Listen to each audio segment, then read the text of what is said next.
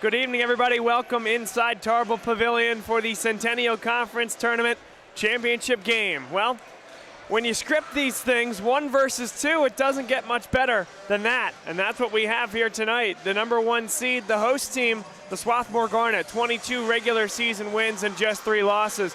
Taking on a Johns Hopkins team that won 17 in the regular season, lost 8, but finished second in the Centennial Conference. Bob Long and Jacob Brady here alongside. Jacob, so excited to see what's going to happen in round number 3 here between these two teams at the top of the conference. Swarthmore kind of flexed the muscles at the end of the year and really put themselves ahead as the top team in this conference, but Johns Hopkins, they were here in this same spot last year as the underdog, won the conference championship.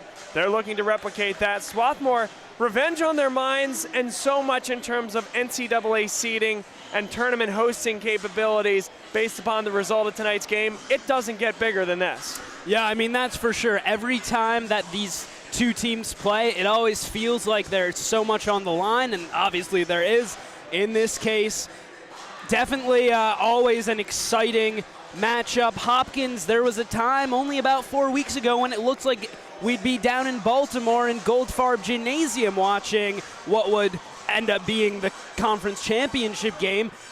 Hopkins dropped a couple games, ended up sitting in second now, but they took care of business down the stretch in their final 3 games after a tough loss to Swarthmore here in Swarthmore.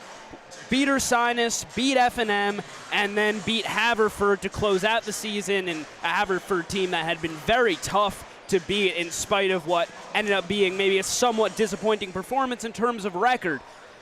But you got to remember that earlier in the season down in Baltimore, Hopkins took that game on a last-second putback by Harry O'Neill. So when these two teams play, there's always so much on the line, and really anything can happen. Last year, it took some huge clutch free throws by Michael Gardner down the stretch to end up getting the win for Hopkins in that conference championship game, 61-57. Gardner struggled a little bit last night, finding his shot 0 of 7 from beyond the arc, but ultimately you expect that he'll get that back. He doesn't stay cold for long. He's been one of the most consistent, best scorers in the conference this season. I expect to see a big rebound in terms of his performance here tonight. Garnet didn't have the easiest job against Washington College either last night. The Shoremen played them very tough, but ultimately they dominated down low in the paint, those twin towers of Nate Schaefer and Zach Odell, even some of the guards getting involved down low, and ultimately coming up with that 77-59 win. But at the end of the day, it's going to be a very competitive game. It's going to be a great basketball game, and that's what you always look forward to when these two teams play. Last night's games were the appetizers, no doubt, and they were entertaining ones at that. But this is why you come to the gym. This is why you step up early in the morning on September mornings, because you're going to be playing games like this in late February with an opportunity to play later into March. And this is what it's all about here on the Centennial Conference Digital Network. We'll now send you to the floor for the national anthem.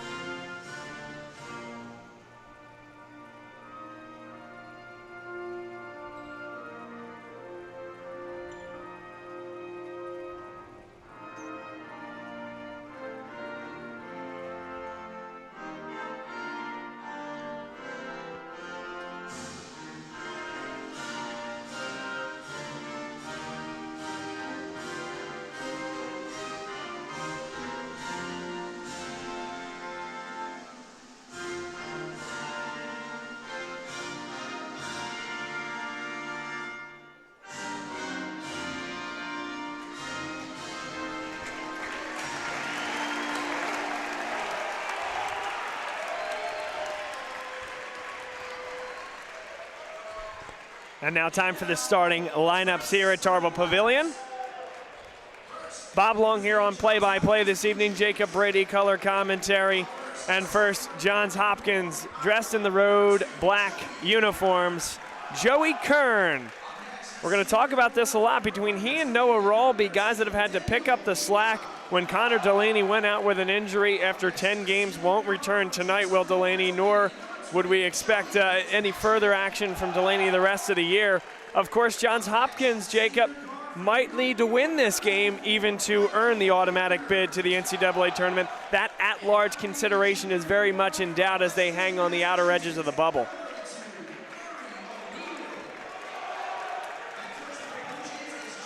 Kern, Fitzpatrick, Vila, Gardner, and Harry O'Neill, who jumps into the center of the circle. Jacob, you mentioned the fact that he had the game winner at Goldfarb Gymnasium earlier this year. He also had 15 points in a losing effort here in Tarbell Pavilion. And now the Garnet of Swarthmore.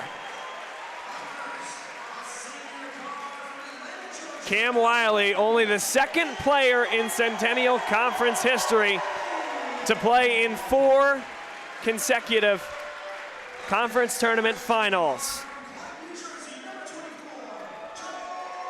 And George Visconti, a true freshman, can he be starting a streak of his own, Jacob? He has been great here this season, coming in and filling a role as a wing. Connor Harkins, one of the great three-point shooters in the entire country at any level of basketball, really stretches the floor as well as anybody. And then Zach Odell, a dynamic, does everything. All-American type of guy, can fill up any stat you want, can defend every position. And finally, Nate Schaefer, the bruiser down low, the enforcer at the rim. Schaefer playing in his 3rd Centennial Conference Tournament championship game. Excited to see the matchup down low. We mentioned the 2 guys for Swarthmore on the front court, Zach Odell, Nate Schaefer. Odell that can play on the perimeter, won't shoot a ton of threes, but can stretch the defense and has the ability to penetrate. Harry O'Neill is that guy that you would put as that similar type of play on the Hopkins side, but he can pick it and pop it with a little bit more efficiency. And then Daniel Vila and Nate Schaefer you would think of as your 2 prototypical bigs. Guys that like to hang down low, can play with their back to the basket and have good footwork. That'll be a great matchup as well. Vila very physical inside. And Schaefer, for those that have been watching our streams all year, we don't need to tell them the exact same thing. Yeah, I mean, interesting note on the starting lineups, they are going with Harry O'Neill as opposed to Noah Rawlby in the starting lineup, and obviously that is to counter that Twin Tower look that Swarthmore brings. You didn't see that from Ursinus last night. They think that'll match up better. Wait to see. Garnet have got some very quick, agile guards. Can Harry O'Neill, if they get switches, be able to match up with them? And obviously Daniel Vila can play so well, reigning defensive player of the year. He's always fun to watch on the defensive end. We are underway with the Phoenix mascot of the Garnet looking on at center court, and now the Garnet dressed in the home whites, working to the offensive set. Good look for Connor Harkins, and we're underway here at Tarbell Pavilion. Yeah, it's always good for the Garnet when Harkins can find his shot early. He struggled a little bit with it last night in the first half, ended up finishing 4 of 10 from beyond the arc in that game. So the fact that he's hitting those shots early, that'll be key for the Garnet. Wiley first on the floor defensively, trying to get the 50-50 ball. Now O'Neill to the basket, too strong. Great contest at the rim by Nate Schaefer. There's that matchup early between O'Neill and Schaefer that you're excited to see from a physical standpoint. George Visconti, nothing but twine, and it's 6-0 Garnet just like that. Running the break, Cam Wiley, and George Visconti finding his favorite spot on the perimeter. So many times we've talked about this year how this starting lineup for the Garnet can put points on the board early. What Hopkins loves to do is slow down the tempo. Daniel Vila with a finger to the mouth to shush the Garnet crowd after hitting a corner 3. And the way this has started, this is going to be fun, Jacob. Yeah, I mean, they're both playing pretty open, loose basketball so far. Garnet's starting to slow things down a little bit now in their half-court set, but that's generally not how Hopkins plays. I doubt that this game will end up going in that way. Nate Schaefer so calm and controlled as Daniel Vila was trying to poke at the ball from behind. 8-3 Garnet early, perfect from the field, 2 of 2 from deep. Man-to-man defense for the Garnet dressed in the white.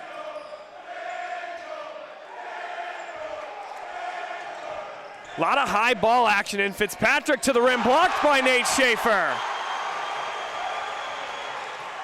Visconti. Good patience there from Visconti. Thought about launching the 3. Now Wiley gets into the lane. Great look for Odell. Tees it up and hits. 4 for 4 early on from the Garnet, and Zach Odell getting in on the action from the corner. Yeah, I've not seen Zach Odell shoot a 3 in a while. Only took 23 this year, but that's huge to keep the momentum going in their favor. Curran off the screen. Recovering is Odell. Great job to close out on O'Neal because he can be so dangerous. Gardner nearly poked away by Wiley. 4 to shoot. Gardner's going to have to heave one at the horn. And that's tremendous defense from the Garnet for 30 seconds. Though here's the thing, whenever Gardner takes a shot like that, you expect it's going in because that's the kind of player he is. And if he finds his shot, I think that Hopkins will be right back in this game. That's tremendous defense, though, and you'll take that type of low percentage look if you're the Garnet every time. That's a high percentage look for Zach Odell, and it's an early 10-point lead and a timeout for Josh Leffler. Yeah, definitely not the start Josh Leffler wanted from his team here. When you are Hopkins, you slow the pace down. You look at how games have gone. When they beat the Garnet, they keep them under 60 points overall. Now we're looking in the first just over 3 minutes of this game, the Garnet have 13. That's on pace for, rough math here, about 150 points. Obviously, it's not going to hold. I don't expect we're going to end up, this isn't the Grinnell system that we're looking at here. But what that does mean is that they're not getting the game plan that they want. They haven't been able to slow this starting lineup for the Garnet down, and Josh Leffler has to sit his players down here, talk to them, and get them to shore up these holes. What a start here from Tarbell Pavilion. 16:46 to play. Leffler has to burn his first time out, and Landry Kosmalski talking to his team. What do you say other than continue to bring the intensity the way that you have and keep finding the center of the cylinder? Yeah, I mean, he just going out there telling his players, keep your confidence. The shots are falling right now. Haven't dried up yet. We've seen that happen. I'm sure it will happen at some point in this game, but he's just telling them, keep your confidence up, keep shooting away, because that's what's working. Landry Kosmalski in his 7th year coaching the Swarthmore Garnet. He's improved every single year. 3 years ago, they were a team that had to go on the road for the conference tournament. They made it to the final and lost in dramatic fashion to Franklin and Marshall. Vila cuts to the hole and finishes.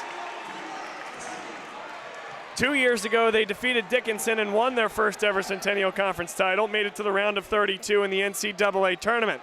Last year, it was a loss here in the conference tournament, but the Garnet then just picked up the momentum again, went to the round of 8.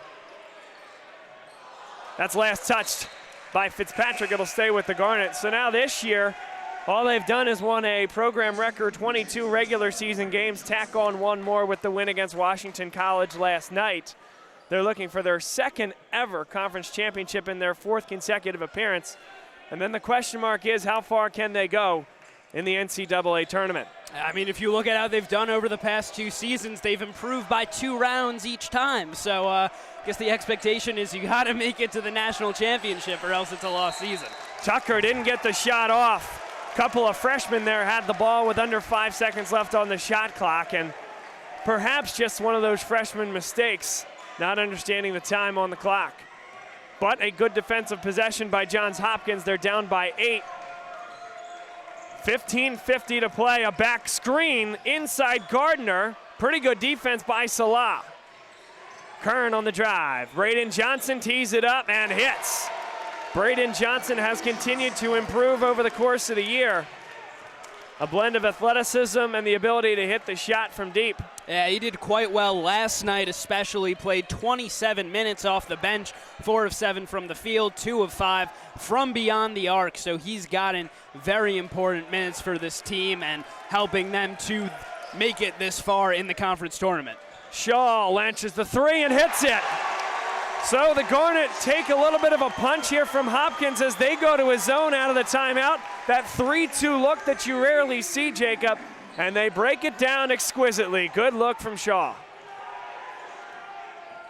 That's how you do it, though. You get it to the middle of the zone. Abbas Salah, such a good passer. Now a high pass for Kern. 12 seconds for Ralby as he drives. Keeps the pivot foot. Kern in NBA range 3, in and out. And Nate Schaefer is called for the foul. Nickel Dimer inside.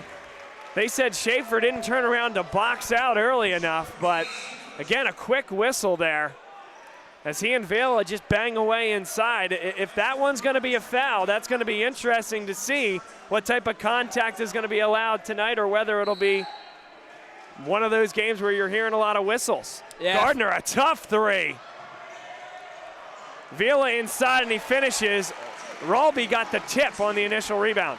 Foul trouble has been a little bit of an issue for both of these teams as of late. Vila ended up on 4 fouls last night, had to sit out the last couple minutes of that game. Believe Schaefer also last night ended up on 4 fouls, maybe Odell as well. So for the bigs, that'll be an important thing to watch. Connor Harkins a little short on the 3. Good box out by Johnson. Here comes Joey Kern. Kern with a drive inside. Back cutting is Ralby, nearly traveled with it. Now Gardner to the basket.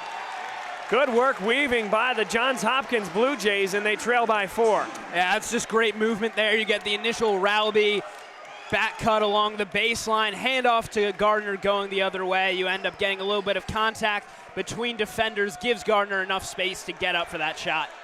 Odell back for Wiley, another 3, good! And the Swarthmore Garnet are on fire from beyond the arc thus far. Yeah, only 1 missed three-pointer so far, 5 of 6 overall. Those certainly aren't sustainable numbers, but it's a good way to start a game against Hopkins. Kern with the basketball, takes a ball screen. Patience now back for Ralby. Hand in the face, pretty good defense there from Visconti on the closeout.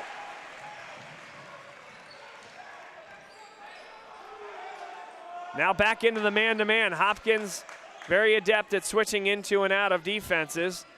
Ingram at the top of the key. Harkins is open. 9 seconds. Poked away. Odell gets it back. Ingram launches. No good. And voracious defense that time by Johns Hopkins. But what good hands there by Zach Odell. Vila got it poked away, then Gardner poked it away, and both times Odell was able to come up with the ball, keep the possession alive. 2-man basketball on the other end from Johns Hopkins as Vila and Kern. Now that's short from Odell. Visconti got a hand on it, but Gardner comes up with it.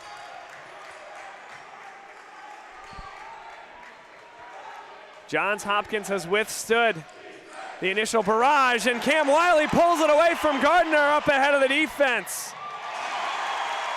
And he does that so well, Jacob. Another steal for Wiley. He's one of those guys that you just don't want to see defending you.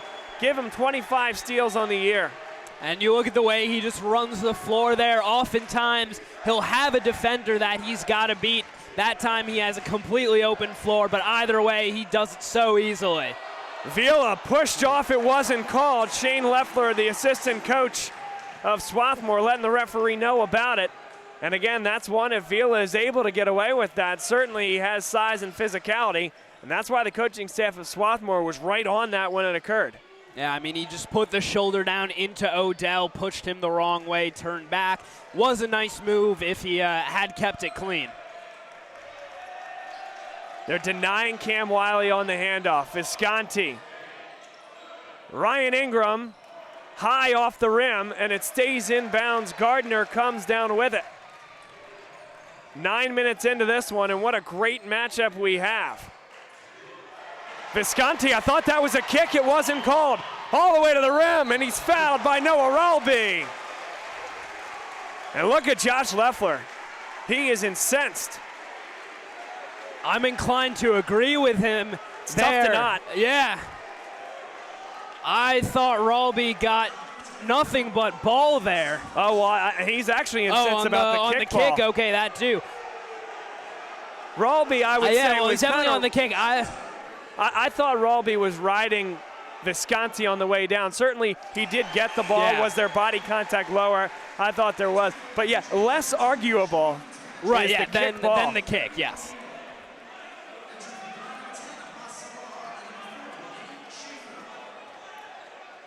Visconti with a lot of noise here in his home gym after that call. Settles in, makes the first, and misses the second. 22-16, Garnet lead over Johns Hopkins. A high level of basketball being played here this evening, and a tremendous start for the Garnet, Jacob. Now a lot of off-ball movement for Hopkins. Skip pass for Braden Johnson, launches and hits. Braden Johnson is 2 for 2 from 3 tonight, continuing his hot start from last night. Visconti on the other end with the answer.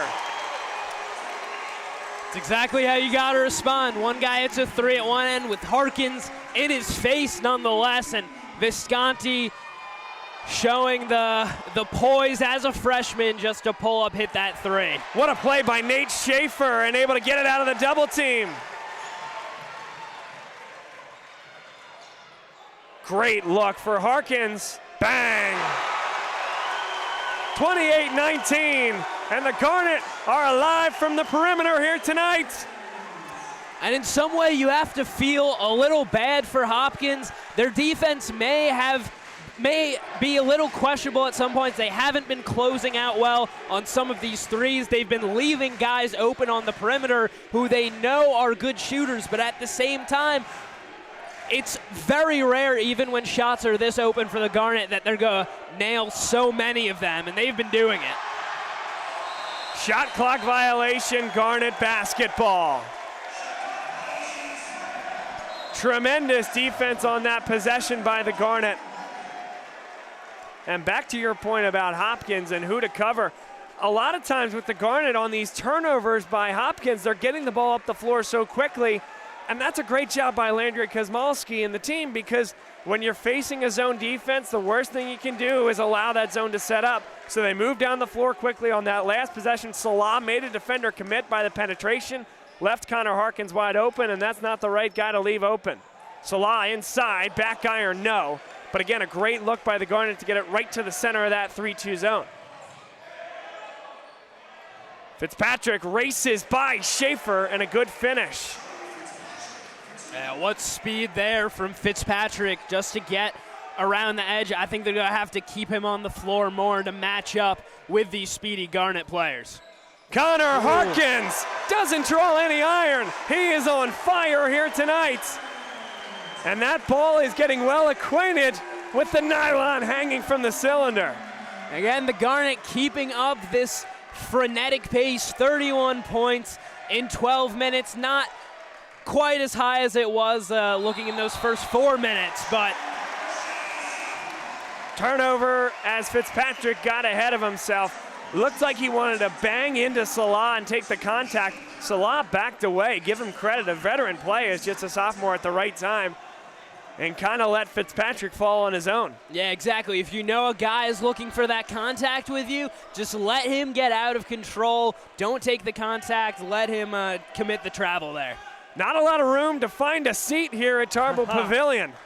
Yes. An unbelievable atmosphere, Jacob. Students definitely showing up in force. You always love to see the crowd here and getting the chants going. Harkins can't hit that one. Offensive rebound for Schaefer. Looks inside for Shaw. Shaw is blocked by Vila, well timed.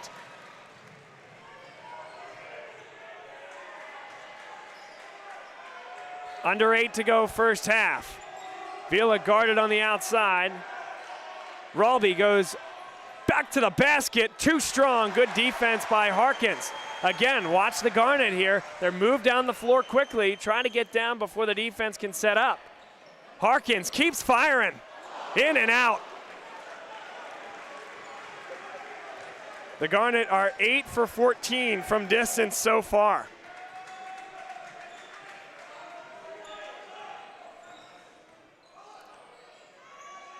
Fitzpatrick tees it up. Too long.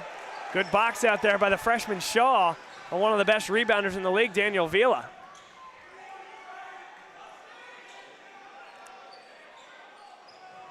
Wiley launches. Too strong. That one, the least bit of a heave, I would say, is the Garnet maybe getting a little bit three happy. 15 three-point attempts in the first 13-plus minutes. Yeah, definitely a bold shot there. Had Rowby all over him. Vila faces up, gets inside, tough finish, and it doesn't go. Schaefer bumped into by Vila, no call.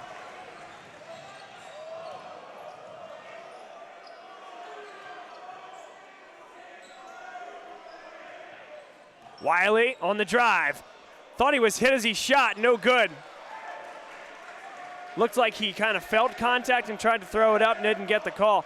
31-21, and both defenses tightening the screws a little bit here with 6+ minutes in the first half. Now Vila, great position inside, and the foul is called against Schaefer before the travel. Schaefer picks up his second. It comes with 6:05 to play here in the first half, and he'll have to take a seat potentially for the rest of the first half. And there's what you're talking about, Jacob. You put Odell and Schaefer in there. Schaefer a little bit thicker and a guy that you want to have in there against Vila.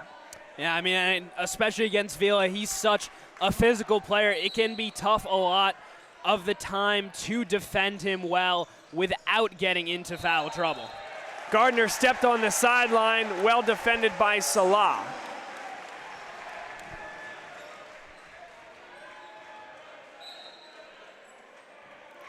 Again, both defenses, Jacob, settling in a little bit. Garnet were at 28 points at just a shade under 10 minutes to play in the first half.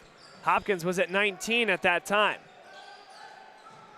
Over the last about 4 minutes, Garnet have scored 3 points and Johns Hopkins 2. A little different than the first 10 minutes, won't you say? Yeah, I mean, you see it, both teams slowing it down, letting the shot clock run down. Salah with a wild one and a rebound by Tucker. The Garnet able to reset. Great job there by Tucker, just was completely free there to run in and grab that. Bad job on the box out. Let's see if the Garnet can get the ball to the hoop a little bit. Tucker will do that. Cutting is Odell and emphatically puts it home. And that's just a fantastic job. Tucker initiating that by putting the ball on the floor, driving. We haven't seen that from him as much as we would like. And when he does that, he can open up that back cut that Zach Odell had. Zach Odell certainly fouled him there. He got all ball up top, but there was a ton of body contact. That's his first. Again, you don't want to see the big men continuing to get into foul trouble, but that's a foul. Listen, these guys have played against Daniel Vila in Odell's case for 3 years. They know how physical he is. That's a way, I think, by Odell, sending him sprawling to the floor like that on a clean foul to say, okay, big man, I'm here too, and it's going to be a physical night for you as well. I mean, I think you got to set the tone in a way, obviously not go out of your way to cause damage, but definitely show him you're not going to be free to sort of do whatever you want down in the paint. 1 of 2 for Daniel Vila. And that's part of the reason there's a great rivalry here. And I don't know well enough to say whether these guys like or don't like each other, but I do know there's a respect amongst these programs. Visconti pulled away from behind. Great play by Gardner. And Gardner gets a steal as well. That's just heads-up defense right there, seeing an opportunity, coming in from the blind side, poke that ball away. Gardner's 20th steal of the year. triple team against Odell, and Ralby with the active hands pulls it away. Another turnover in as many possessions. Ralby in the lane and will pull it back. I think a big defensive possession here for the Garnet. Kern inside, tough shot. Good defense by Visconti. No reset of the shot clock. There's 11 to shoot. Braden Johnson too long. Here comes Salah the other way, and he's pulled at by Braden Johnson. Pretty good job by Abbas Salah. There was contact there, but just to show it, I'll say. Yeah, I mean, and I think Johnson there, maybe a smart foul there, preventing the Garnet from getting on the break and having the man advantage there.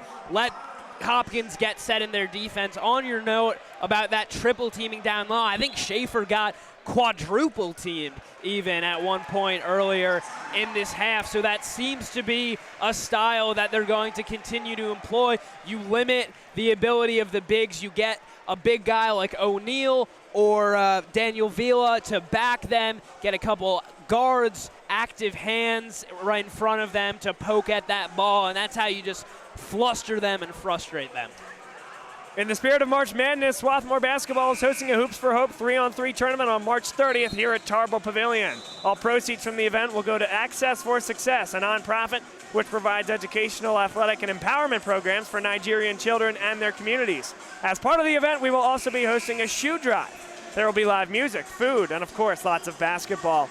All are welcome to attend, and the age groups will be 10, 12, 14, and under, as well as for high school boys and girls. For more information and to sign up, and especially to donate if you're not local and you can't make the event, donations are certainly welcome and encouraged. Visit RyanAnselBasketball.com. That's Ansel, A-N-S-E-L. RyanAnselBasketball.com. You can pick up a flyer if you're here in the lobby. Visconti pulls up and hits. Kind of lulled Braden Johnson to sleep, and this rose up, Jacob. Yeah, and he can make shots like those so easy, has such a quick release, gets rid of the ball very quickly, and Johnson, as you said, was lulled to sleep, and even if he had been active, I'm not sure he would have gotten up for a challenge on that. Harry O'Neal called for the moving screen. That's a point of emphasis. It started 3 years ago in college basketball where, again, I don't think that's quite made its way to the NBA, that point of emphasis, but they really want to make sure that people aren't leaving the scene early or getting there late. Harkins inside, great catch and finish, allowing Gardner to blow by as he was beat on the back cut. Gardner visibly upset with himself as he goes down the floor, but again, if you're Hopkins, that's what you open yourself up to defensively if you're going to have to guard the perimeter so tightly on a guy like Connor Harkins. Fitzpatrick on the wing, 12 to shoot for Gardner. O'Neal, now Ralby, all the way to the basket, he's blocked. They reset the shot clock, they shouldn't have. And O'Neal finished it. Scorers table reset the shot clock. It was going to be close. I think if you redo that time, it still would have gotten off just in time, but O'Neal had a lot more to work with. And Wiley, what a move. Just a hesitation and then fire to the hole. It's a rather roundabout way of getting to the basket, but he just dodges right around the defense. Great agility there from him. Gets to the basket on the other side. Easy finish. Gardner, too long on the three. Johnson brings it down. Fitzpatrick, and now here come the Garnet. Couldn't save it off the foot of Ingram. Wiley. And they'll reset. 13-point lead for the Garnet. Wiley with a man in his face. Doesn't matter. Garnet lead by 16. Timeout called by Josh Leffler. And sometimes, if you're a team on defense playing a guy like that, you just tip your cap. That is unbelievable by Cam Wiley. Yeah, just the things that Cam Wiley continues to do. He's done so much in these 3 years that he has started for this Garnet squad, and yet when he does that, pulls up guy right in his face and swishes the three-pointer. It still continues to impress you, closing in on the 1,500-point mark. What an illustrious career Cam Wiley has had for this Garnet team. $1:56 to play in an unbelievable first half. We've gone back and forth, and the Garnet with a 16-point lead, comfortably ahead. And one of these things where, Jacob, I think the next 156 are very important for the Garnet. You know, Hopkins has been able to cut leads at the end of halves when they've struggled earlier in the year. This is the Garnet's largest lead of the game with that last three by Wiley. Can the Garnet close the job? Ralby, open three. Back iron no good, and Kern gets the long rebound. New shot clock for Hopkins. Vila inside, a skip pass. Gardner has it now on the drive and kick. Kern, a corner three. Visconti, and a foul is called against Joey Kern. I think Visconti thought that Salah was going to grab that rebound, and once it hops, it was Visconti first to the ball. Kern came over the top. That's the first against Joey Kern. Pretty light foul night, which again, with these two teams and the physicality with which both of them play, a little bit surprising. 4 for Hopkins, 3 for Swarthmore. Yeah, certainly compared to last night in that Washington College game where the Shoremen got into the bonus due to Garnet fouls within about the first 10 minutes of each of the two halves. So much cleaner game in spite of the physicality, and perhaps that speaks to the referees here giving a little bit more of an allowance to the style of play. Shaw, gotta put it up at the horn, and he banks it home. Colin Shaw, use of the pivot foot, able to just squirt his way through and create a little bit of room. Yeah, I don't know how he kept that down there, just spinning around to free up the space, and what a tough finish.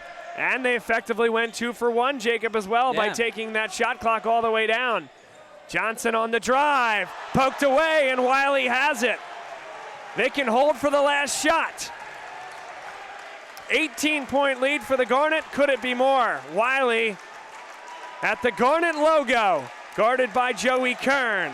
And I imagine this is a Cam Wiley ISO. Wiley to the rim, and he finishes it. And that'll be the end of the first half. Garnet lead by 20 at home.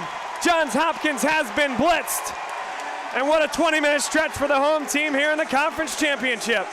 And on that last play right there, I think that's indicative of the whole half. You know it's coming. It's sort of like the Mariano Rivera cutter. You know what's going to happen. You know Wiley's picking up that ball and driving to the hoop. But there's nothing you can do as this Johns Hopkins team to stop him. There were a couple times in this half where for stretches they managed to slow down the Garnet offense, which is exactly, I'm sure, what their game plan was. But when they got guys free, when the Garnet were able to beat the zone, the shots were falling. Shooting so well from three-point land in this game. 9 for 17. Connor Harkins getting 3 of those. 18 of 29 from the field overall. They were just able to effectively break down the zone, get into the middle, and when you draw those swarm of Hopkins players, you get the kick out, and you've got a ton of guys who can shoot the ball, and that's exactly what they did in this first half. You know, there's a lot other things that are at play here as well, as the Garnet have a 20-point lead, of course, the conference championship, but down the road in Newport News, Virginia, Christopher Newport took care of York in a big way here today. And remember, Newport jumped over the Garnet in the regional rankings through no fault of Swarthmore. Both teams have just won out since the first regional rankings were released. So could this be something where, as Newport played the number 3 team in the regional rankings and looked really good, and played Salisbury, who was even ahead of Johns Hopkins in the regional rankings, and beat them earlier this week, is this the Garnet's way of trying to put some distance back into that discussion and say, you know, we're not only going to win, we're going to try to win convincingly, and can they execute here in the next 20 minutes to make that a discussion? They're the number 6 team in the country. Of course, this game not over yet, a long way to go. but can the Garnet keep that pedal to the metal and really make a national statement here in their conference final? Still to be determined, but that's what the next 20 minutes are for. Appreciate you being here with me, Jacob. A lot of fun here so far, and I think we got some good basketball coming our way in the second half. We'll take a break and come back. We are watching the Centennial Conference Tournament Final here on the Garnet Sports Network and simulcast on Centennial Conference Digital Network.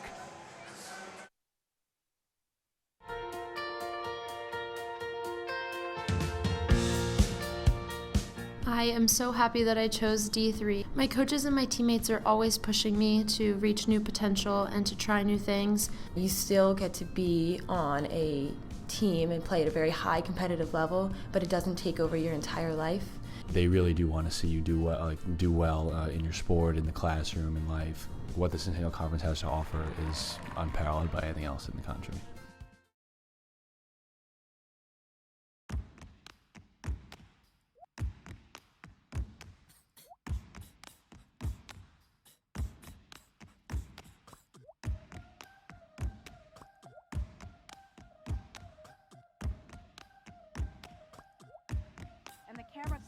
So this is what you meant when you said that you were spent. And now it's time to build from the bottom of the pit right to the top. Don't hold back. Packing my bags and giving the academy a rain check. I don't ever wanna let you down. I don't ever wanna leave this town. After all, the city never sleeps at night. Time to begin, isn't it? I get a little bit bigger, but then I'll admit I'm just the same as I was. Now don't you understand that I'm never changing who I am?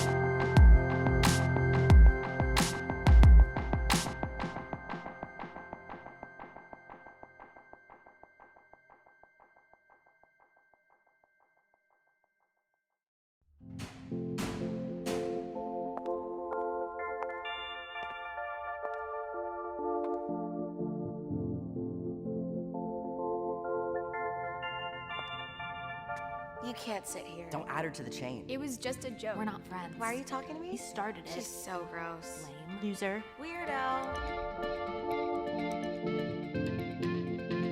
I've said and done things before that I'm not proud of. Just as I've been hurt by others. The thing is, this is not who I am. And it's definitely not who I want to be. I don't want to be cruel. I don't want to spread gossip. I don't want to be a body shamer. I don't want to exclude anyone. I don't want to make anyone feel lonely. Left out. Hurt.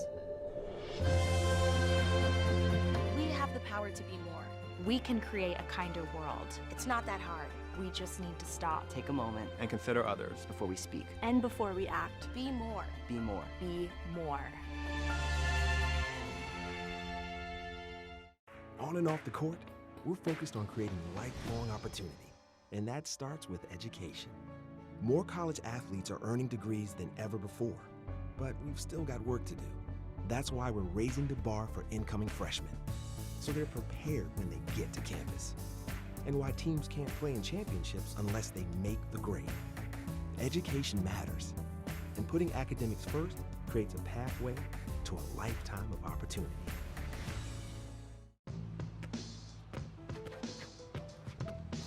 It's not about where you were born. It's not about your gender or the color of your skin, or whether you're rich, poor, or in the middle. No matter what you play, if you have the skill and drive to succeed in school and in sports, we'll provide the opportunity. Label me. You know you want to. Don't be shy. You do it behind my back. So say it to my face. You don't know me.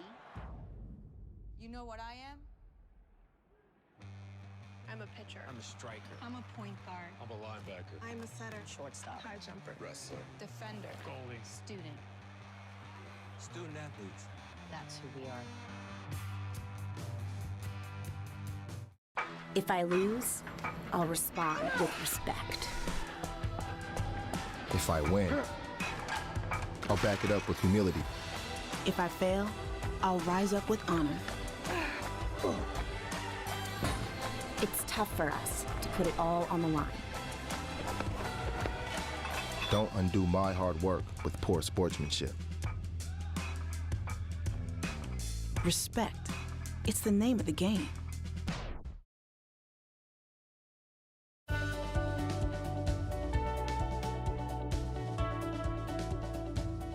I just wanted to get good grades and to do well. But it also made me realize that I have a lot of career goals. You're there to get a full college experience, not only participate in your sport, but participate in things outside of that. And it's all about growing as a person. My coaches have helped me with figuring out who I really am. Their lives are dedicated for us to succeed.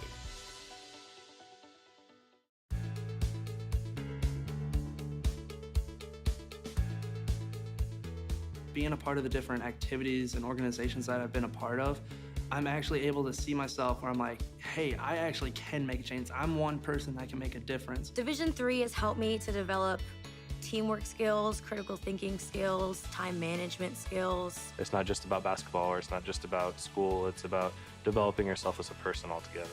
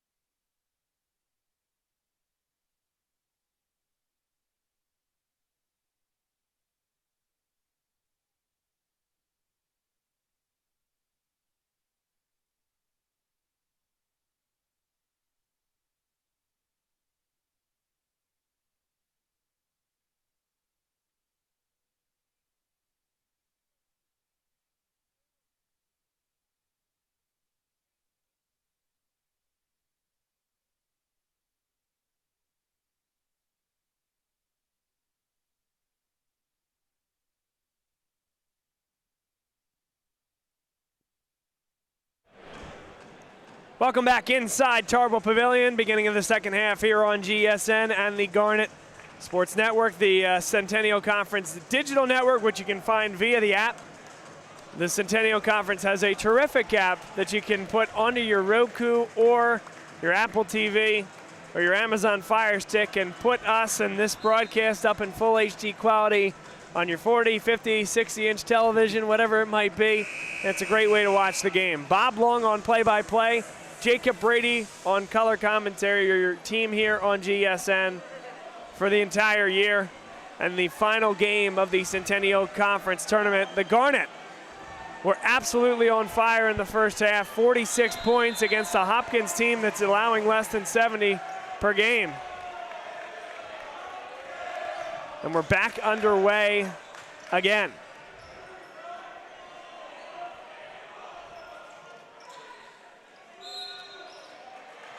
And a foul is called. This is going to go against Nate Schaefer. That's his third personal, Jacob. So he had to sit for the latter stages of the first half. And Ryan Ingram comes to the scorer's table. Schaefer will exit. Yeah, I think that's important for Hopkins to start off this half, getting Schaefer out of the game in terms of their matchups on the offensive side of the ball. On defense, they like to put 4 guards out there, have Vila really as the lone guy down low, and with the Garnet really only able to effectively have one of their twin towers out on the floor, that gets a lot easier for Hopkins. Not a good start for the Blue Jays as they turn it over on the first possession of the second half. And certainly when you come out and you have a deficit like this, you need to control the first 5 minutes and kind of make this game a little bit more manageable. The Garnet trying to do exactly the opposite, trying to continue the onslaught and really kill the spirit and will of this Hopkins team. How will this first 5 minutes shake out? Visconti doesn't hit the 3. Good box out that time by Gardner, but it's poked away. Connor Harkins with the back tap.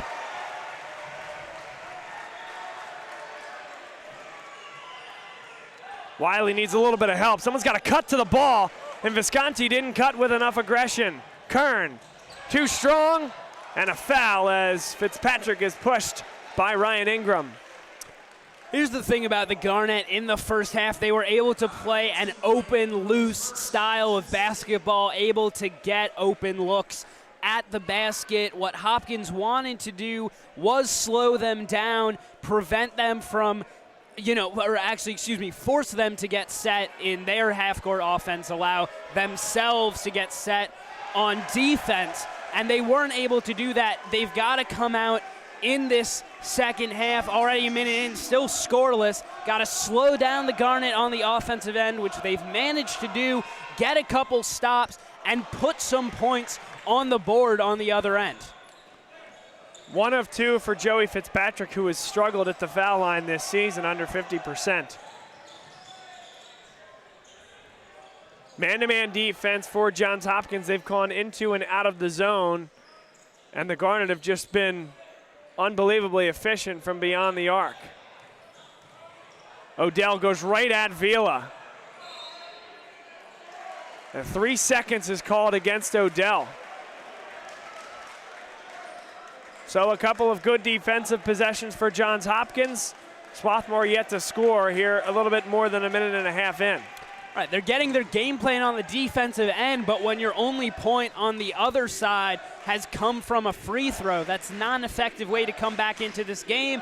They've gotten mistakes out of the Garnet, but they've also made mistakes of their own. A couple throwaways, one right there just out of the reach of Fitzpatrick, and that's not going to be an effective game plan for them. Referee over at the scorer's table. Teams thought it was a timeout. It was not.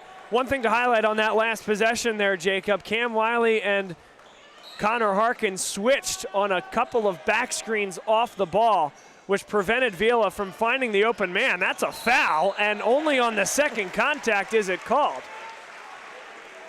But again, on that last one, that's what made Vila force that pass, and Wiley on the switch prevented Kern from getting more open. That's the first against Joey Fitzpatrick. They'll reset the shot clock.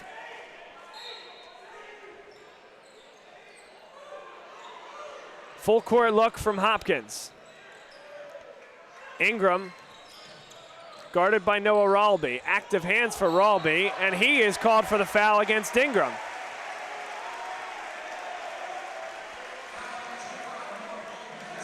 Hopkins going to have to take some chances. They're not going to love the call, but again, he's riding him halfway down the floor.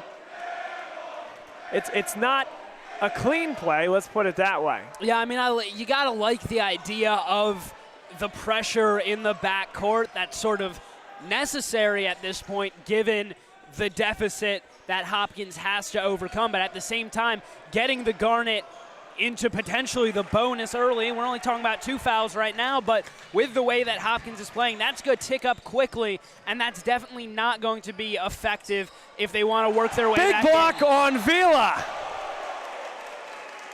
And a foul is then called. He'll shoot 2 at the line. Again, Vila with the little discard. Visconti had the same type of thing on the other end. So that, Jacob, just not going to be called here tonight, and that's been a decision made by the officials on both sides. The little discard extension of the off-ball arm is something they're just going to let go. Vila hits the first.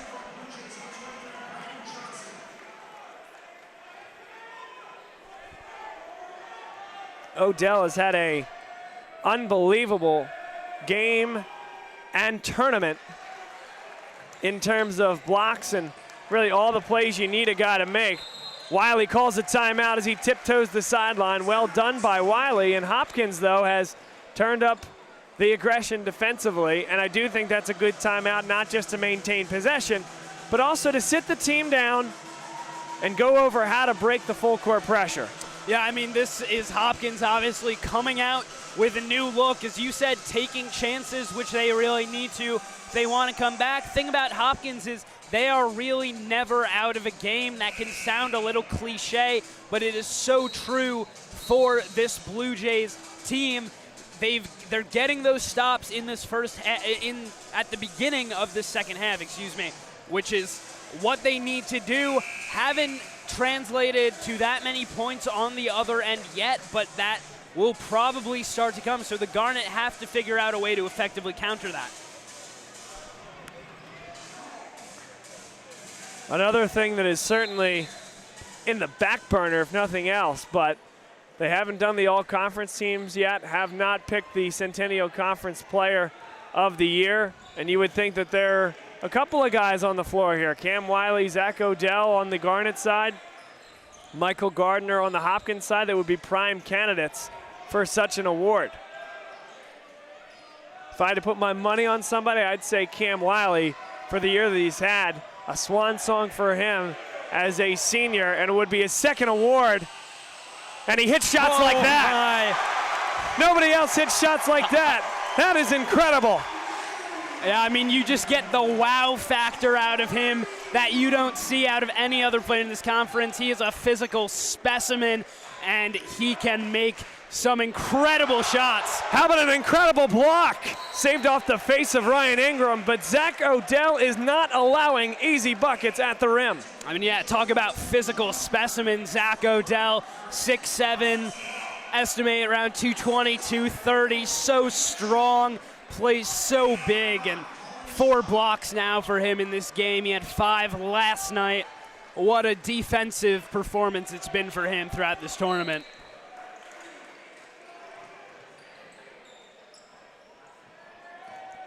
Ralby has the basketball. It's a 20-point lead. 7 seconds on the shot clock. It didn't reset, obviously, after the block from Odell. 1 second, Kern does get it up, and it's well short. A shot clock violation, and the Garnet defense flexes the muscle again.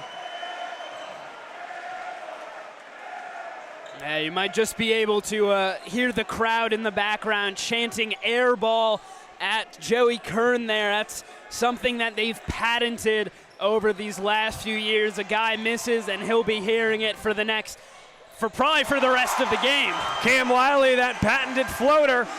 Ralby took a chance in the backcourt and never was able to make it up as Wiley darts to the rim. Yeah, picks up a head of steam, slams on the break so quick, and just a nice, easy touch on the ball, lofting it into the basket. Gardner had it poked away, gets it back. Drops back for Vila. Vila for three, and he hits it. And I think that's one, if you have to pick somebody to shoot a three from distance, the Garnet, you'll certainly take that. You'll tip your cap, and you'll invite him to shoot the next one. Joey Kern pokes away the ball from behind on Abbas Salah.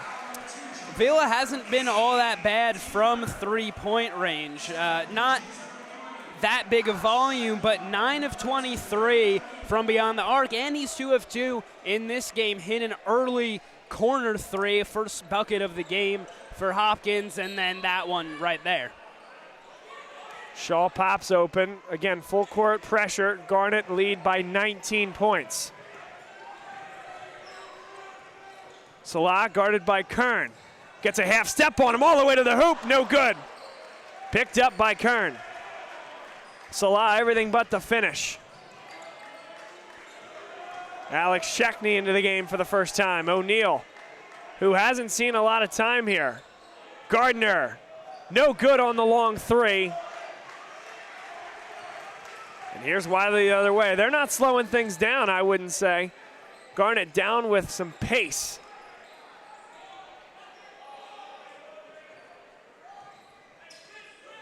No reason to slow it down. It's what's gotten you here. Harkins wide open for three. Too long. Schaefer got a hand on it and finishes. Using the rim as protection against the would-be shot blocker, and the Garnet lead by 21 again.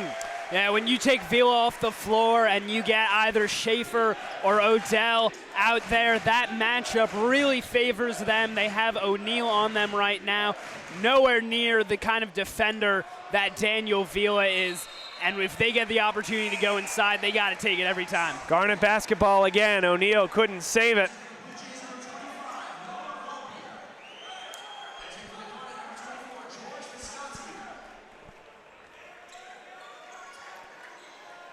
Now the Garnet will line up a stack, but well near the midcourt stripe, and that works pretty well. Spaces the floor and allows Salah. Double team comes. Salah across the timeline. Shaw on the drive, has a half step on O'Neal, and he's forced to foul. A good strong catch that time, right in the middle of the floor by Connor Harkins, Jacob, as he had a Hopkins Blue Jay coming in trying to make that steal. It was Kern that was just a half step late. Yeah, it looks like he felt the pressure there, flinched a little bit, but good hands from him resisting the pressure.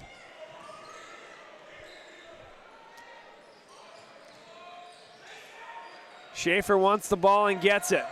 Skip pass for Visconti, a good catch. Shaw with three. Shaw loses the ball, and it's Hopkins basketball.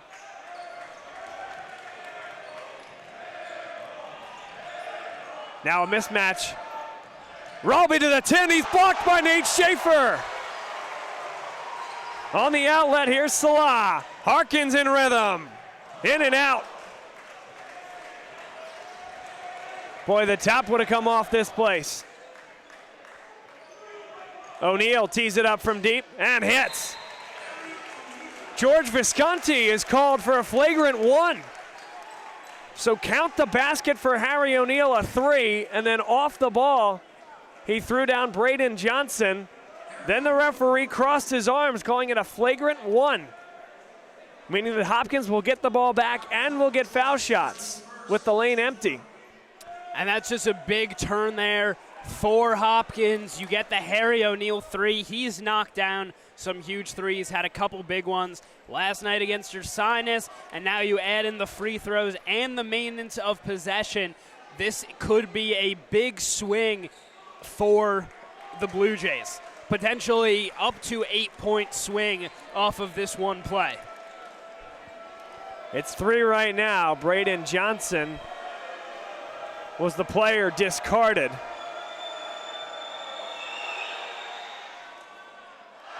Doesn't get the shooter's roll as it hops on the rim three times.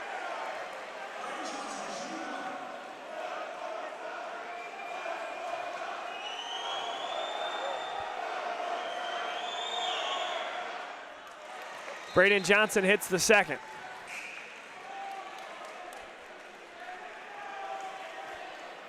Now Hopkins basketball. They trail by 17 points, 13:26 to play.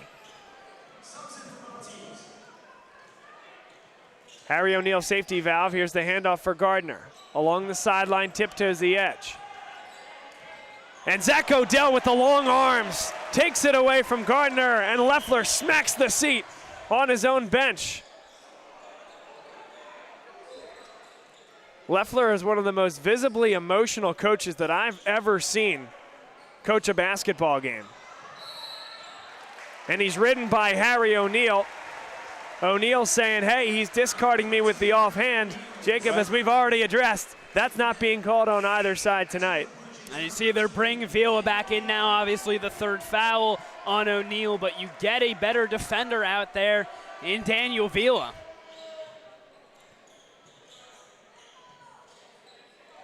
Odell faked the handoff, 16 to shoot.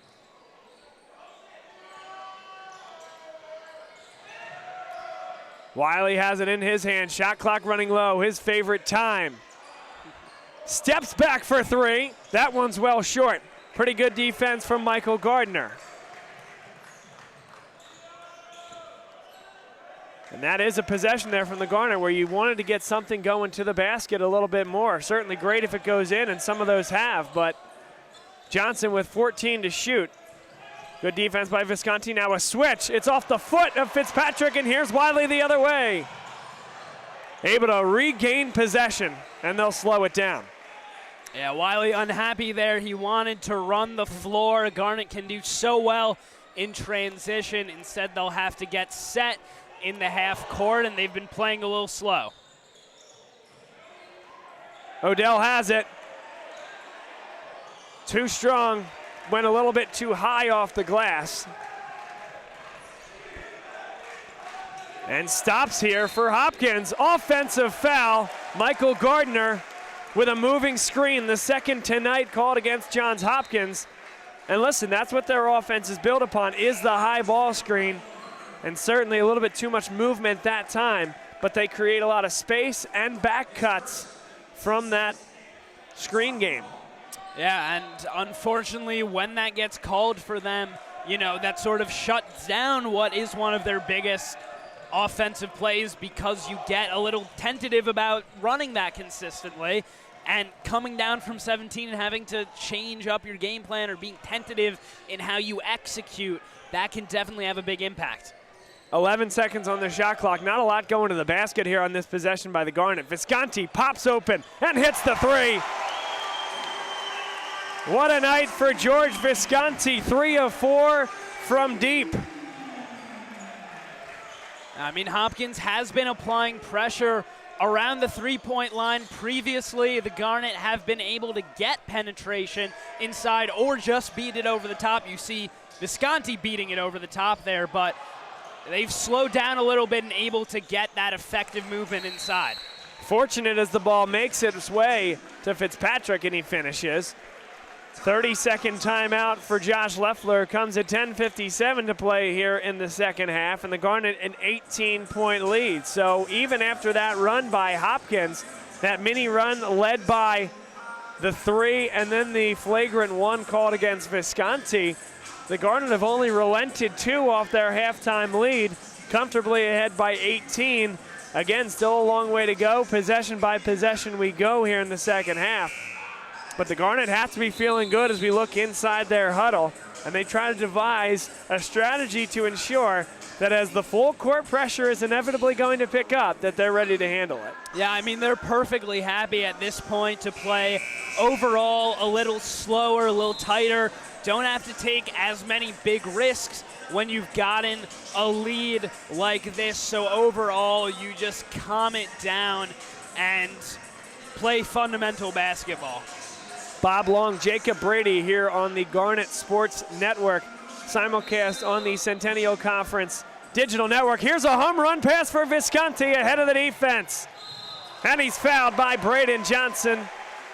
That's the 7th team foul against Johns Hopkins. Foul called in the act of shooting. Visconti will get 2 at the line. And here's that trouble that we spoke about at the beginning of the first half when they had those 2 early calls go against them. When you play, when you take more risks defensively, then you're going to end up putting a team into the bonus like the Garnet. And the thing is, they are a pretty good free throw shooting team overall. So, you know, definitely not the spot they wanted to get the Garnet into. A little bit of blood on the left elbow of George Visconti, so they'll have about a minute to try to patch that up before they'll have to substitute.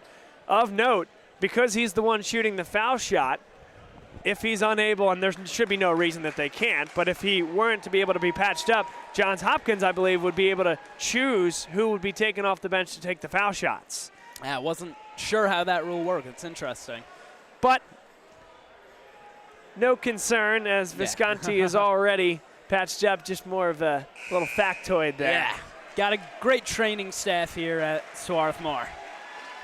And now he's got a cool-looking black armband. Exactly. I know. I just went through a concussion. They got me healed real quick, so shout out to them and all the work they do. And here you are calling a conference championship game. George Visconti hits both, and the Garnet lead by 20 points once again. How about Landry Kosmalski as well? Remember, that came out of a timeout. So he drew up that home run play, something no doubt they've practiced all season long, but you're going to run that with 10 minutes left in the championship game with an 18-point cushion. Out of bounds, and it's Garnet basketball. Braden Johnson just thought somebody was on the baseline, and nobody was. Simple as that. Definitely maybe of a bold call out of Kosmalski, but when you've got a solid lead like this heading into the NCAA tournament, you want to sort of try those set plays out in a real game situation, and this is their last opportunity to do so before heading to the tournament. And it shows a lot of trust in your players to call it in this situation as well. Hopkins will pull it back under 10 and a half minutes to play. Salah needs some help.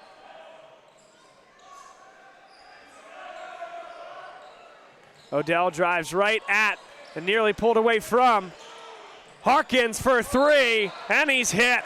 Noah Ralby called for the personal. Connor Hopkins will go to the line. He will shoot three, and the team's most proficient foul shooter at 87% coming into the weekend. Yeah, he can do such a great job, even if he doesn't hit those threes. Great at drawing the fouls because he's willing to put up a shot with a guy like Ralby right in his face, only about a foot or two away when he started that shooting motion, and Ralby unable to control his momentum and a lot of contact into the body of Hopkins. That one was halfway through the cylinder and found its way out. Second one is in, nothing but net.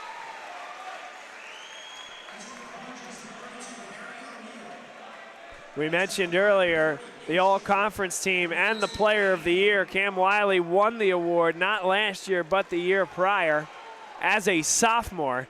Now has positioned himself at 15 points a game to be right at the forefront of that discussion again. Connor Hopkins hits two.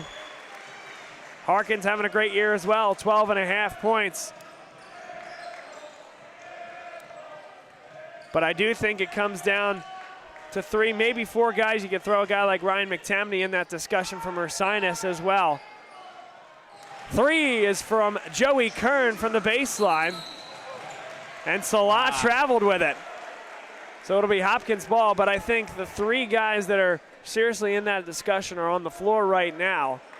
And that's Zach Odell, Cam Wiley, and then Michael Gardner for the conference player of the year. Yeah, I mean, I heard some discussion about Joe Scabelli, and I think he needs to definitely be complimented for the year he had in terms of his counting stats from Haverford. But tremendous season. Yeah, I mean, had such high usage for them, but the fact that Haverford ultimately a little bit of a disappointing season record-wise, didn't make it to the tournament, that'll likely eliminate him from contention for that most outstanding player award. Harry O'Neal dials it in again from deep. He was good when they played here earlier this month, and he is good here tonight from the distance. But defensively, Wiley called for the offensive foul, and that's one heck of a time for the first discard to be called of the night. Tough call goes against Cam Wiley as Kern went down rather easily. Yeah, I mean, I think you see a little bit of frustration there, though, out of Wiley in responding to this full court pressure. Maybe starting to get, gets a little annoying when you have guys pressuring you all the way from one end of the court to other. So maybe just a little bit of emotion there from Wiley. Definitely not that much in it. Well sold by Kern. Now Johnson gets a good look from the baseline, can't hit it. That would have been a big one if it went down. Now Wiley turns on the afterburners, and the foul goes against Harry O'Neal. That'll be his 4th personal foul. No, they're going to call it against Kern. Boy, that looked like it was going to go against O'Neal. That's the 3rd on Joey Kern. O'Neal will come out of the game nonetheless. And now the Garnet are getting a 1-and-1 shooting opportunity out of this. The 9th team foul against Hopkins, and he hits the 1st. Yeah, so those early fouls really starting to come back to bite Hopkins a little bit, because when you're down, you can't give away free points in a sense. Second one for Wiley is short, brought down by Johnson. Wiley goes 1 of 2 from the line.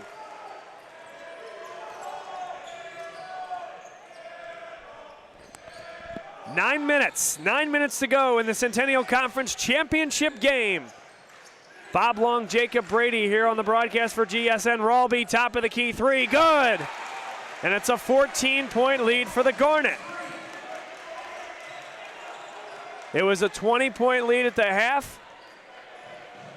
Now it's 14.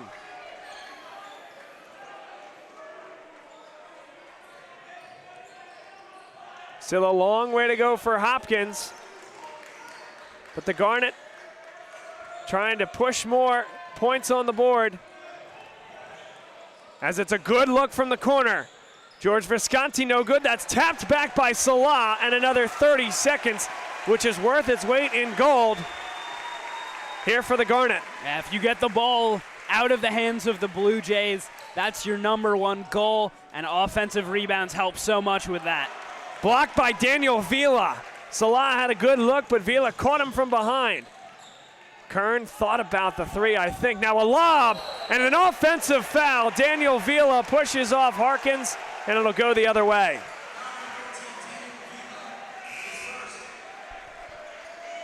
By the way, it has to be noted as well from a defensive perspective, George Visconti with a good collapse on the backside, because he knew that his teammate Harkins was undersized and had to front Vila. He was there to square up Vila on the backside, even if that call were not made. So a pretty good defensive play by the Garnet. Under 8 minutes to go. Visconti, the true freshman, has the ball. Calmly across the timeline, pretty well done. Now pulls it back, stays on the pivot foot. Ingram thought about the 3 instead. I think a pretty good decision to pull it back and take a few more seconds off the clock. Visconti now 6 seconds. Garnet haven't had anything going on this possession. Schaefer to the 10, count it! And the big man takes it into his own hands. Back to a 16-point lead. I think the fact that they just took Vila out of the game was important for that possession. Maybe if you have him on Schaefer instead of Harry O'Neal in that situation, gets better position, maybe gets up for the block even, and especially with Vila only on 1 foul, little surprised by that decision to take him out at that point. Good 2-man basketball from Johns Hopkins as Gardner to Hopkins to Gardner. Back to O'Neal, I should say. Gardner O'Neal working the 2-man basketball. And a full timeout on the floor. Some messages from our sponsors in the Centennial Conference as we head towards the home stretch with 7:02 to play.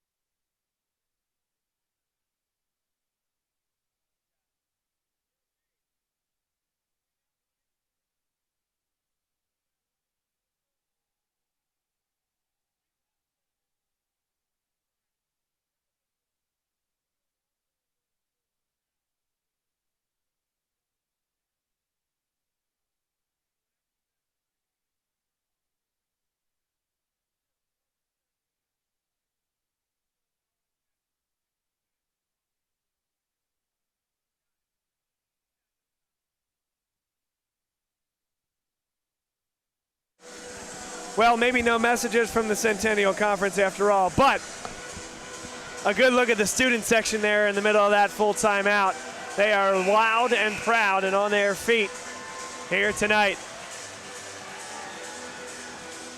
Jacob, a 14-point lead. If you're Landry Kosmowski, what did you say to your guys in that timeout? I mean, I think you told them to keep playing the way you've been playing. They've been able to stake this lead now, but I think one of their big issues has been on the offensive end in their penetration to the basket. I think he's telling them, you got to move more, you got to make these cuts harder, more aggressive, sharper, because they're not getting free inside, and if they want to hold on here, I think they're going to have to work on that. I agree. I do think the cuts have been a little bit stagnant here, and it's natural in a game like this. Harry O'Neal is called for his 4th personal foul. Sometimes when you can get late shots in the shot clock like Nate Schaefer's done on the last 2 possessions, that kind of cures a lot of those ills, and he has been really good here tonight. I mean, the added benefit of that is that you get the clock to wind down. Your goal here, make sure that Hopkins has as little time as possible in possession, so you let the shot clock wind down, but if you get those looks, and ideally you're going to get them a little bit earlier in the clock, then you take them. 57% foul shooter Nate Schaefer misses the first of the double bonus opportunity for the Garnet.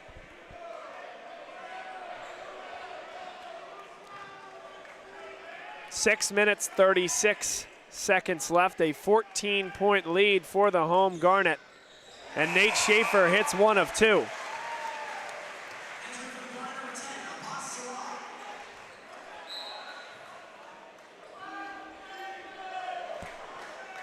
Here's Joey Fitzpatrick. Runs the show for Hopkins. Braden Johnson pops out for 3, counted and 1. Yeah. George Visconti hit him on the way down. A little bit too aggressive on the closeout, and an opportunity for a 4-point play for Johns Hopkins. They can cut it to 11. Yeah, a little bit of a silly foul there from Visconti. Lost his footing as he was chasing Johnson. Once he was down there, just maybe should have let Johnson get the shot off instead of trying to close as aggressively as he did. In and out for Braden Johnson. Would have been a big free throw there. Now Hopkins trying to find a way to get a stop. They've been successful on the last few offensive possessions. They've cut it to 12. Little bit over 6 minutes to go. Garnet patient here, late in the shot clock. Wiley with the basketball. Salah for 3. And here comes Johns Hopkins the other way. Another empty possession for the Garnet. And if you can cut it to single digits here for the Blue Jays, all of a sudden you feel like this comeback is real. You're down by 20, you're down even by double digits. You're struggling, but you get that down to single digits and you start thinking, maybe we really have a shot to get back in this game. I can get it to 10 here as Nate Schaefer is called for his 4th personal foul. The discard on the rebound attempt. Daniel Vila will go to the line. Vila, he comes into the game shooting 71% from the foul line. This an essential front end of the 1-and-1.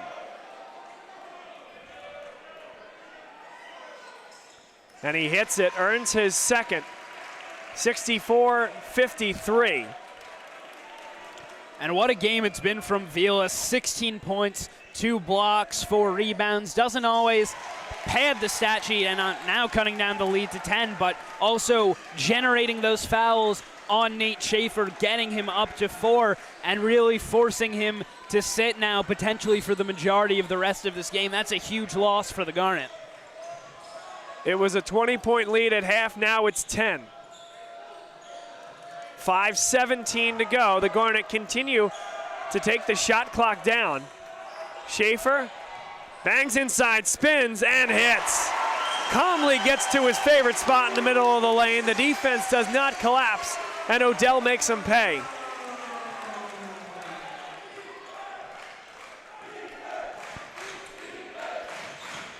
5 minutes to go. Bob Long, Jacob Brady here on GSN and the Centennial Conference Digital Network. Final 5 minutes of action in the Centennial Conference season in 2018-2019. Vila with a drive, got by his defender, and he missed the dunk. I think it was going to go down, then he continued to pull at the rim, and that pulled it out. Joey Kern called for the foul, and Wiley to the basket. He'll shoot 2 at the line.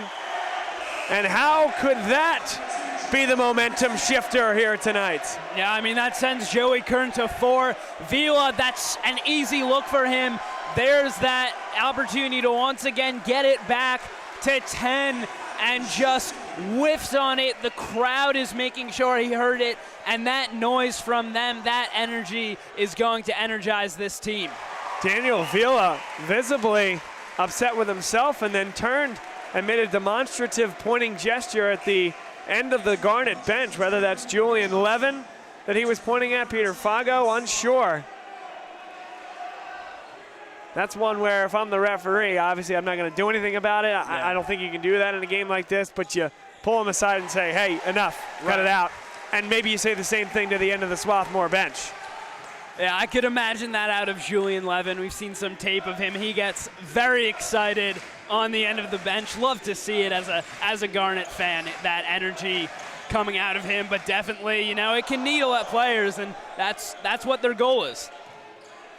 4:11 to play. Garnet lead by 14.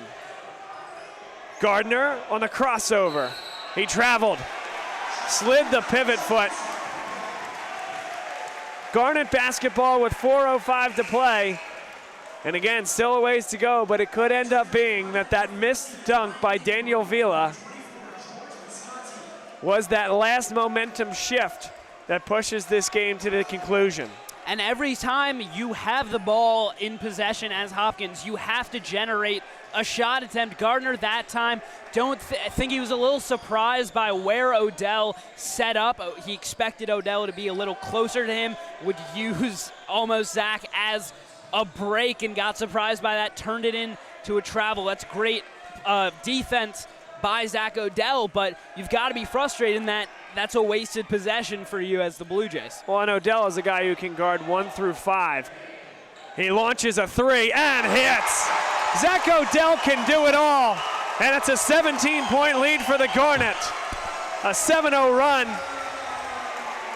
Vila's been asking for it all game. He's been guarding him about 8 feet short of the three-point line. Odell has had maybe a little bit of timidity to shoot the 3 ball this season, but if you leave him open for that long, eventually he's going to get tired of it and he's going to shoot away, and he can knock him down, that's for sure.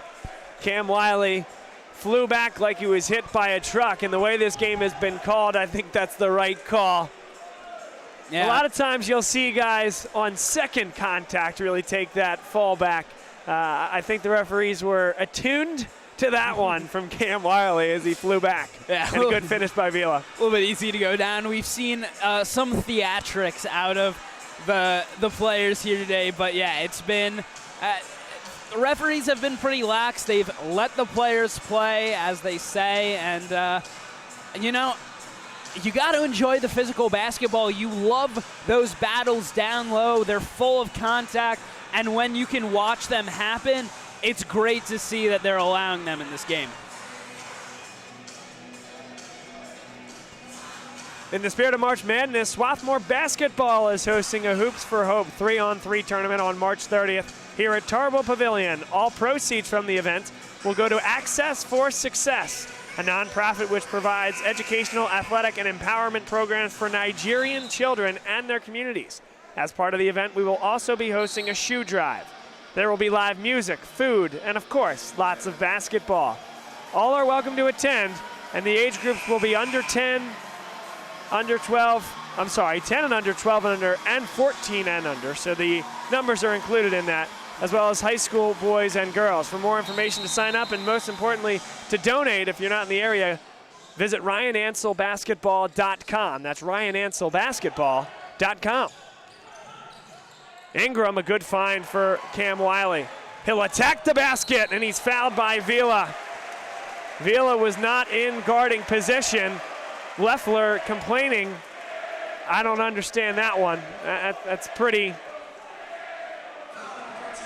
cut and dried as he jumped a little bit to the side as Wiley drove right into the body. It's just a good play by a senior. Yeah, I mean, when you're moving forward and laterally, as Veal was in that situation, there's no way that doesn't get called, especially with the referee right in front of them. Cam Wiley misses the first.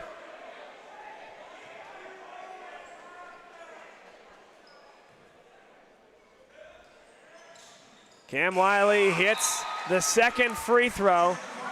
Nate Schaefer checks into the game, replacing Connor Hopkins. He comes in with 3:05 to play. He's the one with those 4 personal fouls. Vila for Johns Hopkins leads all Blue Jay scorers with 19 points. Wiley leads all scorers with 21, making a case for the Centennial Conference Tournament most outstanding player. Kern, an NBA range 3. Rebound to Nate Schaefer, and he is fouled. He'll shoot 2 at the line with 2:46 to play. It's a 16-point lead. The Garnet well in control here at home, looking to collect their second Centennial Conference title in 3 years. This the 4th consecutive year, Jacob, that they've advanced to the tournament final. Cam Wiley, as he's a senior here, his 4th consecutive time playing as a starter, mind you, in the Centennial Conference title game. The only other player in the history of the conference was Giorgio Milligan from Franklin and Marshall Diplomats from the year 2009 through the year 2012. The only other guy in conference history to play in 4 consecutive conference title games. Yeah, I mean, the superlatives there, you know, you want to use them for Wiley, and you try not to, but just he's had such a huge impact on this program. He's all the time putting this team on his back. 21 points tonight. As a sophomore, he was averaging 18.5 on the way to being named an All-American.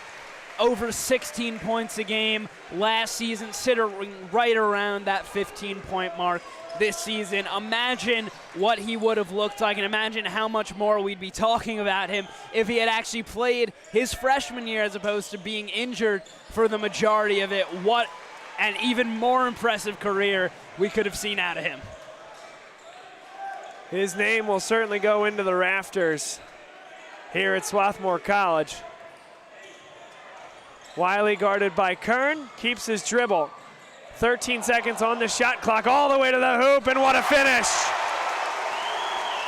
Put a cap on it for Cam Wiley, his final Centennial Conference game in this building.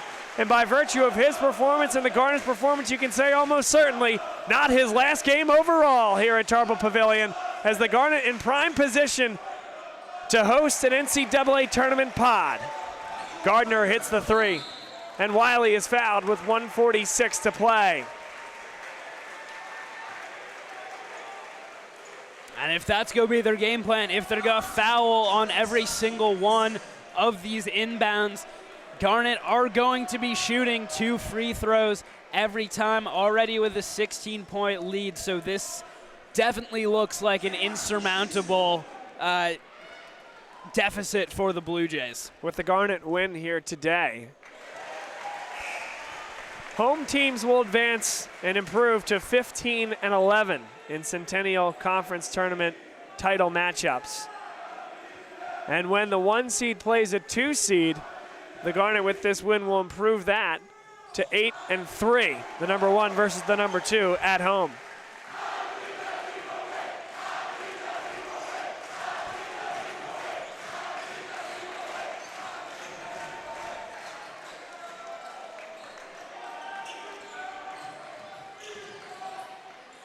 Intercepted by Zach Odell. And Cam Wiley is fouled by Kern again. Wiley with 25 points. In 8 career Centennial Conference playoff games, Jacob, he scored 132 points. What a career for Cam Wiley. I mean, when the lights are on, when the crowd shows up, Cam Wiley is on. He loves those big games, those high-pressure moments, has performed so well, always steps up his production towards the end of the season and then obviously into the postseason, and he's looking to push that point total. I don't know what the record is for scoring in a conference tournament game, but if they continue fouling, he's on his way to 30.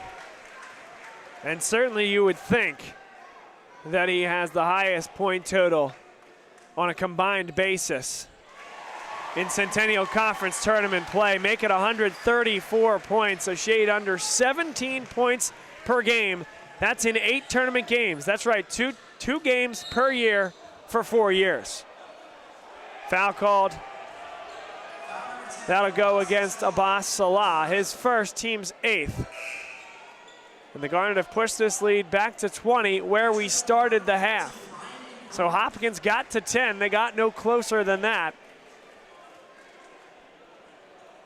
And it's back the way it started. I think if it had gone down to single digits, maybe that would have changed things up a little bit. I think Hopkins would have gotten hungrier at that point, but the Garnet, they stood strong at that point. They saw just how close it was, and they decided that at that point they were going to shut down Hopkins, and that's what they've done defensively. They were looking for a statement win coming into this game, and that's exactly what they're doing here. Gardner hits the free throw. Cam Wiley now with 1,471 points as a career over 4 years with the Swarthmore Garnet. And I would say absolutely stamping himself as the Centennial Conference Tournament Most Outstanding Player.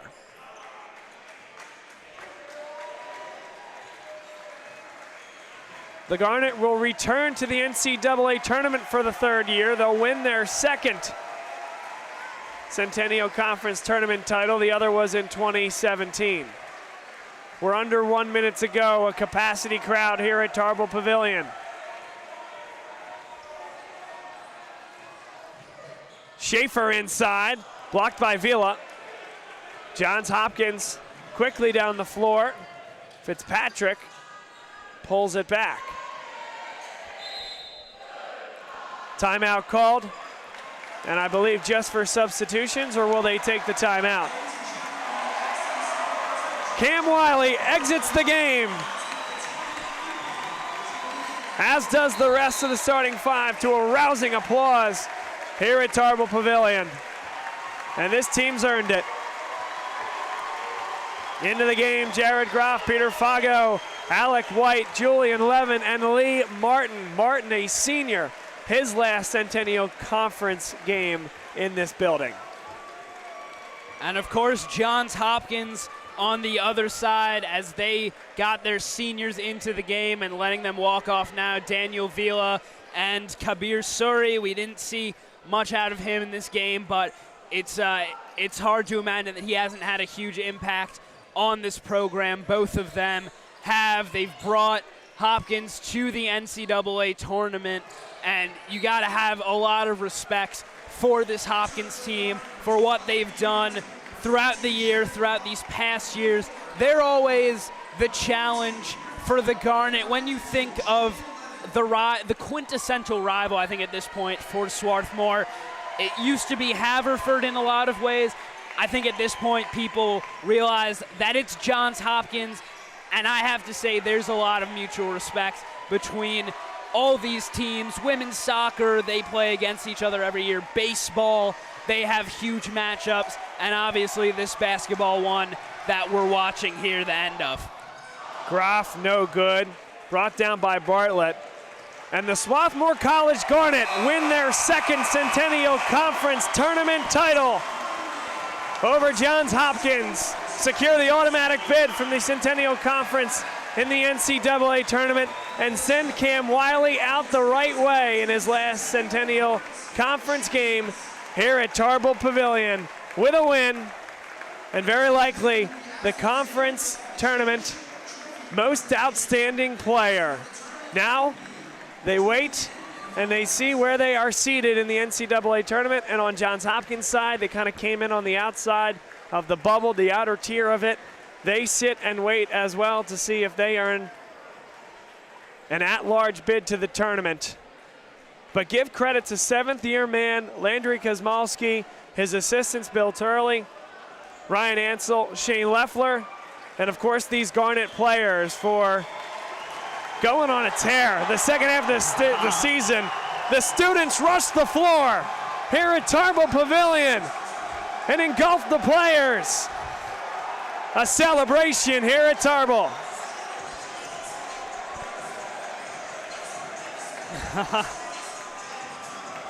Just great to watch.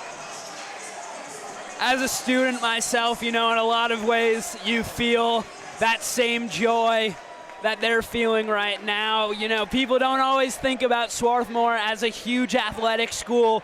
Maybe they sleep on us sometimes, but this is a team for 3 straight years that's going back to the NCAA tournament, a baseball team that went to the College World Series, a women's soccer team that went to the Sweet 16, and the men's basketball team just adding on to that. They are making their names known throughout the country. It's a statement win over Johns Hopkins. That's how you want to end the season, in front of the home crowd. You put up a great performance for them to watch. I think everybody pretty much expects that we'll be seeing more basketball next weekend here at Tarbell Pavilion.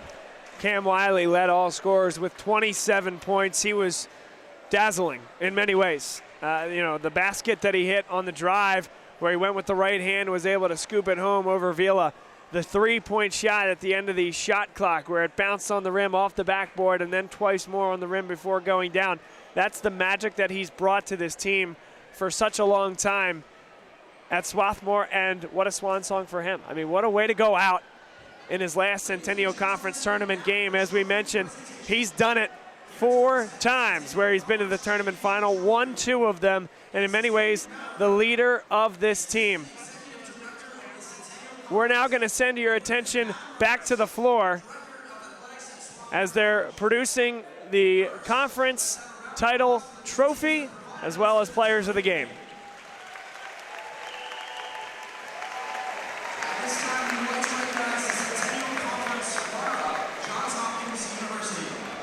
Congratulations to captains Daniel Vila and Michael Gardner, head coach Josh Leffler, and the rest of the Blue Jays on a fine 18-9 record.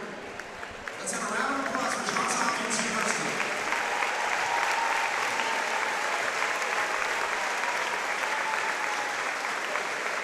Next, I am pleased to announce the 2019 Centennial Conference Men's Basketball Championship Most Valuable Player from Swarthmore College, Cam Wiley.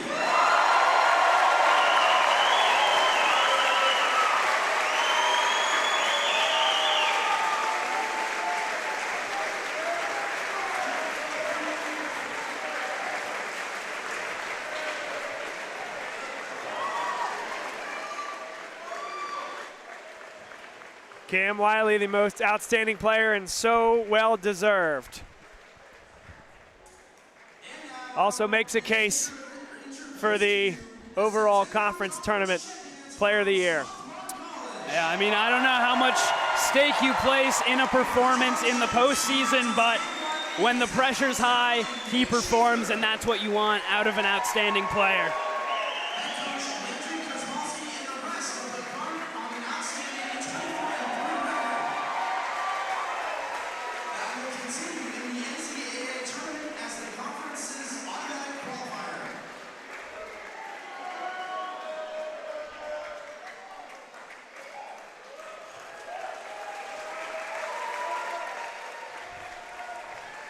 A picture there that will be etched into the history of Swarthmore College athletics. The Garnet are 2019 Centennial Conference champions. It was a pleasure to do this game alongside my friend Jacob Brady. He's done a great job all season long. And Jacob, the Garnet finished this off in convincing fashion, winning by 18 at home. The second half of the season, we've mentioned this before, nobody has yet And nobody has stopped this team yet offensively. I mean, back to December 1st where they put 51 points on the board and lost to Franklin and Marshall. The game before that, losing to Johns Hopkins and scoring 57. Since that, it has been full speed ahead. Nobody has really been able to slow the train down, even in their one loss since that time. They scored 88 points. They got it going on right now. They head to the NCAA tournament. Of course, this is only where it starts to get difficult. But they're heading in with that steam and with that excitement and energy that you'd expect out of a team hitting its stride. Yeah, I mean, what is it, 9 straight wins now that they've got? So since that Ursinus loss, they are so confident right now. They are hot, and it's amazing to think about, even when they don't shoot well, just how many points they're scoring. You look in that Washington College game last night against such a stoutly defensive Shoremen team, still managed to score 77 points, went 1 of 12 in the first half from behind the arc, scored 77 points. That's pretty crazy to think about, that this team can do so well. The fact is they can get to the line, they can work the ball inside, they rebound great, they get second chance points, and they shoot the ball well. They can do everything. That's what's so amazing to watch about this team, is that there is really no category in which they are weak or in which they do badly. They're, at least certainly average, if not good, in every single facet of basketball that they play. Defensively, they're great. Offensively, score a ton of points. And, scoring differential, everything. You look at it, the Garnet, they're in such a good spot right now. They're confident, and they're playing at their peak. The Garnet win their second Centennial Conference title in 3 years. They're ranked number 6 in the country, number 2 in the regional rankings, behind only Christopher Newport. But a statement has been made here to the rest of the country that the Garnet can play with the best, and at times can play above the rim and can shoot the ball beyond the arc with just about anybody. Another title here in Swarthmore, Pennsylvania. It'll hang in the rafters. The 2019 Centennial Conference Tournament champions on to the NCAA tournament next. What we'll do now is we'll turn all our volume down. We're going to leave the camera up on the rim. You see the ladder right in the center of your screen. They'll be cutting the nets shortly here at Tarbell Pavilion. And it's time for us to bid you adieu. For Jacob Brady, my color commentator, I am Bob Long saying so long here from Tarbell Pavilion. The Garnet, a winner, 79-61, winning the 2019 Centennial Conference Tournament title for the second time in program history and avenging their loss last year to Johns Hopkins in convincing fashion. Thanks, everybody, for being with us all year. If this is indeed our final time signing off, thank you for being with us all season long. It's been a pleasure, wherever and however you've been watching us, to let us into your living rooms, onto your iPads, and onto your phones. It has been fun. And of course, the team hopes that they have the opportunity to come back and play here next weekend in the NCAA tournament. And if so, Jacob and I will be back here for it. But if not, thank you again for all your support of Swarthmore College athletics and of the Centennial Conference. Have a great night, everybody. Enjoy the basketball the rest of the way, and have a great rest of your weekend. Good night.